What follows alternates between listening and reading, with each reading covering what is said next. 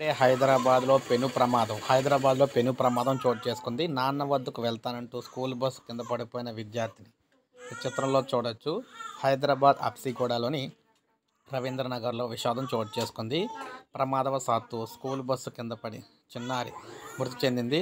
తన తండ్రి, అమ్మమ్మతో కలిసి సోదరుడిని స్కూల్ బస్సు ఎక్కించడానికి చిన్నారి జావలాన రోడ్లపైకి వచ్చింది.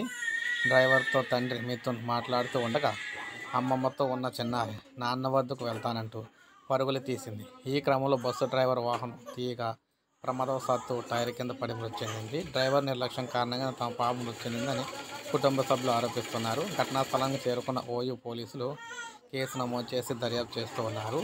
మృతదేహాన్ని పోస్టుమార్టం నిమిత్తం గాంధీ ఆసుపత్రికి తరలించారు. సో ఇంత విషాదకర సంఘటన ఇప్పుడే హైదరాబాద్ నగర్లో చోటు చేసుకుంది. హబ్సిగూడలోని చాలా దారుణమైన సంఘటన అనమాట. ప్రతి ఒక్కరికి కూడా తెలియాలి. ఒక లైక్ చేయండి, అందరికీ తెలుస్తుంది. సబ్స్క్రైబ్ చేసుకోకపోతే మన ఛానల్ సబ్స్క్రైబ్ చేసుకొని ఫాలో అవుతూ ఉండండి.